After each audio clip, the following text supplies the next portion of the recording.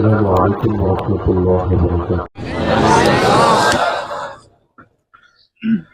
الحمد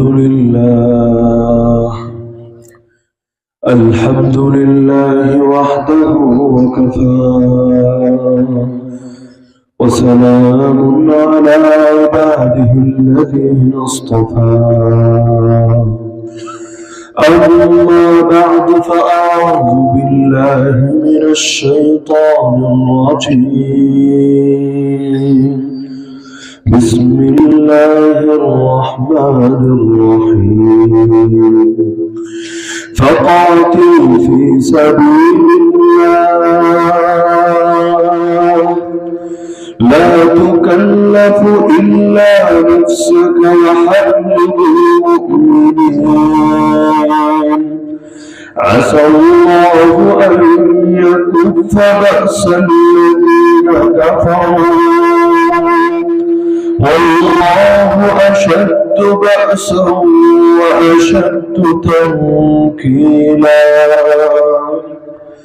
وقال النبي صلى الله تعالى عليه وسلم عصابتان من أمتي أحرزهما الله من النار عصابة تغزو الهند وعصابة تكون مع عيسى بن مريم. آمنت بالله صدق الله العلي العظيم وبلغنا رسوله النبي الكريم. আওয়াজটা light off করে দেন। জামিয়া ইসলামিয়া তাজুল উলুম তাহফুজে খাতমে নবুয়ত কান্দিপাড়া শহীদ বাড়িয়ার উদ্যোগে আয়োজিত আজকের এই বার্ষিক ইসলামী সম্মেলনের সম্মানিত সভাপতি শেখ আল্লামা হাফিজ ইমরান সাহেব দামাত বারাকাতুহুল আলিয়া, উপস্থিত আমার সাথে ওয়াজিবুল ইহতিরাম হযরত উলামায়ে কেরাম, এলাকার গণ্যমান্য মুরব্বিগণ, বিভিন্ন শিক্ষা প্রতিষ্ঠানে অধ্যয়নরত প্রিয় তালিবান ইলম, স্থানীয় এবং দূর দূরান্ত থেকে আগত দিন দরদি কোরআন প্রেমী প্রতারিত জনতা এবং পর্দার আড়ালে থাকা মা বোনেরা, সময় অত্যন্ত স্বল্প। ইনশাআল্লাহ কিছু সময়ের মধ্যেই আজকের মাহফিলের প্রধান অতিথি উপস্থিত হবেন। তো অতি অল্প সময়ে মৌলিক 4টা বার্তা আরজ করতে হবে। দুটো হলো যে আয়াত আমি খুতবার মধ্যে পাঠ করেছি এর আলোকে, আর দুটো হলো বর্তমান সময়ের দুটো সমকালীন প্রেক্ষাপটকে সামনে রেখে। যে আয়াত আমি পাঠ করেছি এখানে আল্লাহ তাআলা তার রাসূলকে আদেশ দিয়েছেন দুটো, ফলাফল জানিয়েছেন একটা। মানে এই এক ফল পেতে চাইলে কাজ করতে হবে দুইটা। আগে ফলটা বলি, তারপর কাজটা বুঝতে সহজ হবে ইনশাআল্লাহ। ফল হলো আসাল্লাহু আন ইয়াকুফা বাসাল্লাযিনা কাফারু। আশা করা যায় আল্লাহ তাআলা কুফরি শক্তিকে, মানে দুনিয়ার মধ্যে যে সমস্ত লোক কুফরকে আগলে রেখেছে, অবলম্বন করেছে, ওদের শক্তিগুলোকে, দম্ভকে চূর্ণ করে দিবেন। মূলত তো দুনিয়ার মধ্যে হককেও বিজয়ী করেন আল্লাহ, বাতিলকে পরাজিত করেন আল্লাহ। আমরা তো জাস্ট ওসিলা মাত্র। কোরআন বলছে কাতিলুহুম ইউআযিবহুমুল্লাহু বিআইদিকুম, তোমরা লড়াই করবা বাতিল শক্তির বিপক্ষে, আল্লাহ আযাব দিবেন ওদেরকে, তবে আযাবটা দিবেন তোমাদের হাতে। আল্লাহ তাআলা অতীতে কখনো আযাব দিয়েছেন জিবরীলের হাতে, কখনো দিয়েছেন আসমানি অন্য কোন ফেরেশতার হাতে, কখনো দিয়েছেন আবাবিলের মাধ্যমে, কখনো দিয়েছেন সমুদ্রের মাধ্যমে, কখনো দিয়েছেন ভিন্ন কোন মাধ্যমে। আল্লাহ তাআলা এবার তোমাদের হাতগুলোকে কবুল করেছেন এই মহান মিশনের জন্য। আল্লাহ আযাব দিবেন বাতিল শক্তিদেরকে তোমাদের হাতের মাধ্যমে। তো আল্লাহ তাআলা দুনিয়ার মধ্যে বাতিল শক্তির দম্ভকে চূর্ণ করেন, হককে তিনি বিজয়ী করেন। আল্লাহ বলছেন হককে তিনি বিজয়ী করবেন, এটা ফল।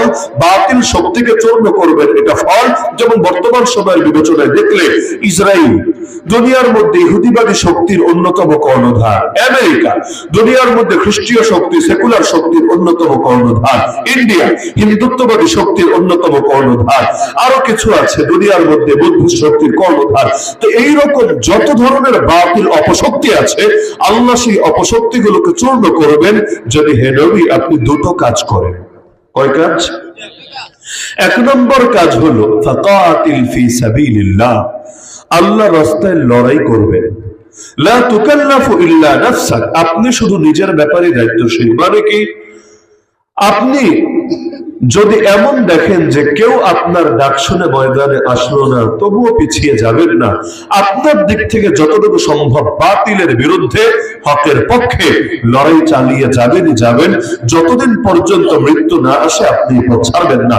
আল্লাহ রাসূল মক্কার জবানে এই কথা স্পষ্ট বলেছিলেন, ফাওয়াল্লাহি লাউ ওয়াদাউ আশ-শামসা ফি ইয়ামিনি ওয়াল কমারা ফি ইয়াসারি আলা আন আতরুকা হাযাল আমরা মা তারাকতুহু হাত্তা ইউযহিরাহু আল্লাহ আও আহলিকা দুনাহু।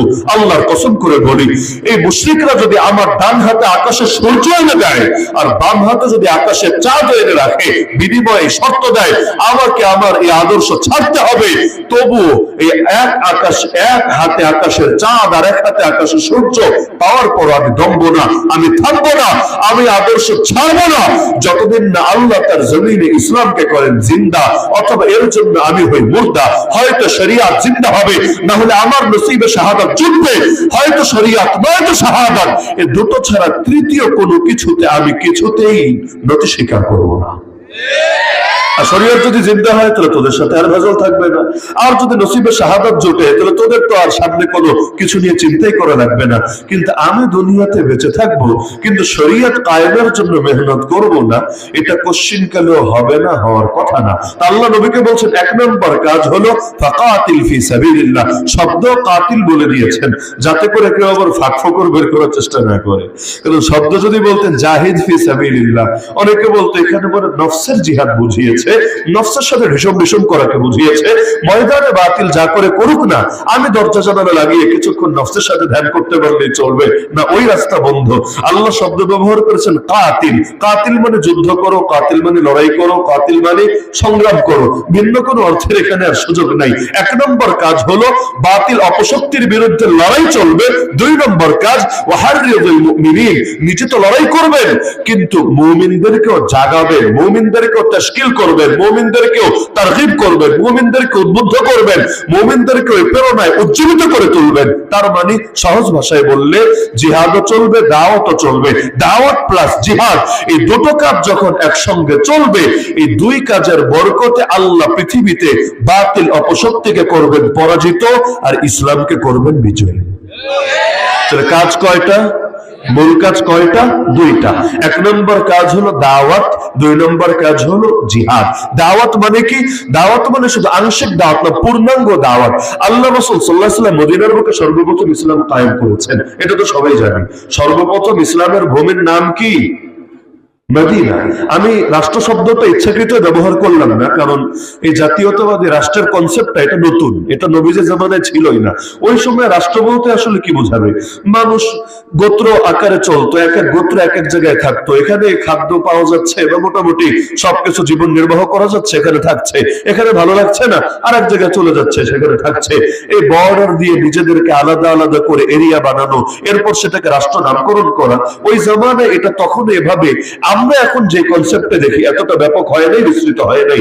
না হলে মক্কা কি এক রাষ্ট্র নাকি? মদিনা কি আরেক রাষ্ট্র নাকি? মক্কা থেকে মদিনায় হিজরত করেছেন এর মানে কি এক রাষ্ট্র থেকে আরেক রাষ্ট্রে চলে গিয়েছেন? এই কথা পাগলেও বলবে নাকি? মক্কা একটা অঞ্চল, মদিনা আরেকটা অঞ্চল, রাষ্ট্র না। না হলে বর্তমানেও তো মক্কা মদিনা ভিন্ন কোনো রাষ্ট্র না। মক্কাও যেই রাষ্ট্রের অংশ, মদিনাও সেই রাষ্ট্রের অংশ। হিজরত হওয়ার জন্য এটা জরুরি না যে আপনাকে বর্ডার ক্রস করে ওপারে যেতে হবে। আমি নিজে দেখেছি পঞ্চগড়ে কিছু আমাদের ভাই এমন আছে যারা খাতমে নবুয়তের আন্দোলনের জন্য, যেই নামে মাদ্রাসার নাম, খাতমে নবুয়তের আন্দোলনের জন্য কাদিয়ানীদের থেকে মিথ্যা মামলা খেয়ে এখন বাড়িতে থাকতে পারে না, ঘরে থাকতে পারে না। তাদেরকে থাকতে হয় কাউকে ঢাকায়, কাউকে চিটাগাং, কাউকে দেশের অন্য কোনো প্রান্তে। এমনকি দিনের পর দিন, সপ্তাহের পর সপ্তাহ, মাসের পর মাস চলে যায়। আরে বাবা মারা যায়, মা মারা যায়, জানাজায় পর্যন্ত যেতে পারে না। কেন? গেলেই তাদেরকে এই মিথ্যা মামলায় জেলে ঢুকানো হবে। এরপর নসিবে কি জুটবে আল্লাহ ভালো জানে। শুধু তারা কেন, বিগত দিনগুলোতে রাজনৈতিক প্রতিহিংসার শিকার হয়ে এমন অনেক মানুষ নাই যাদেরকে নিজের ঘর ছেড়ে গিয়ে জঙ্গলে রাত কাটাতে হয়েছে, যাদেরকে ক্ষেতের মধ্যে পুরো রাত না দিনের পর দিন অতিবাহিত করে দিতে হয়েছে। আরে কেউ গিয়ে এক ঘরে তো ঢুকেছে, এক রোমের মধ্যেই তার মাসের পর মাস চলে গিয়েছে। এমনকি শুধু রাজনৈতিক প্রতিহিংসা কেন, এই জঙ্গি ট্যাগ যার কপালে একবার লেগেছে, ব্যাস আর কিছু লাগবে না, খালি ট্যাগ লাগলেই হবে। আপনি যে আসলে অপরাধী না এইটা প্রমাণ হতে হতে জীবনের 2 বছর 4 বছর 10 বছর জেল খাটা হয়ে যাবে। এরপর আদালত বলবে বেকসুর খালাস দেওয়া হলো, কিন্তু ওই সময় খালাস পেলে কি হবে? জীবনে যা হারানোর তা তো হারিয়ে ফেলেছে। খালাস তো আমাদেরকেও দিয়েছে, দিয়েছে এজন্য আমরা অবশ্যই ধন্যবাদ জানাই, অবশ্যই কৃতজ্ঞতা জানাই, কোনো সন্দেহ নাই।